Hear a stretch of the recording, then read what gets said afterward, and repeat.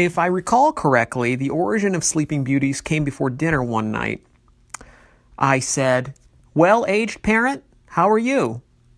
And the aged P said, "All right, Owen, all right." So I thought to amuse the aged with a story, which is what he likes in the evening. I suggested, what about one where all the women in the world fell asleep and the men had to contend on their own? Well, the old fellow brightened right up and insisted we write it together. I was a little hesitant at first because the premise seemed so large and involved, but the aged P is nothing if not persuasive, and by the time we went out to fire the stinger, he had me convinced. In all earnestness, I want to say what a labor of love this experience has been and how grateful we are for your enthusiasm.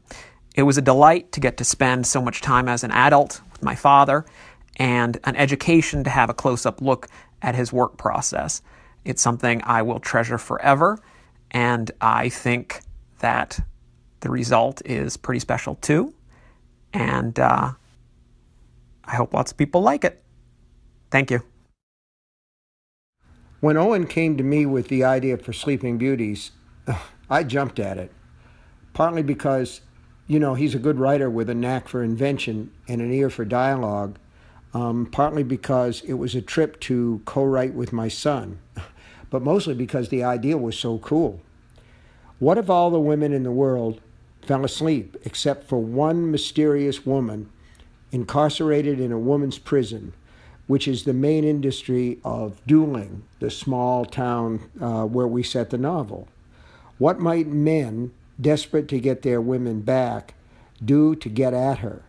Had to write it. We just had to. Working with Owen was a terrific experience, and I love how the book turned out.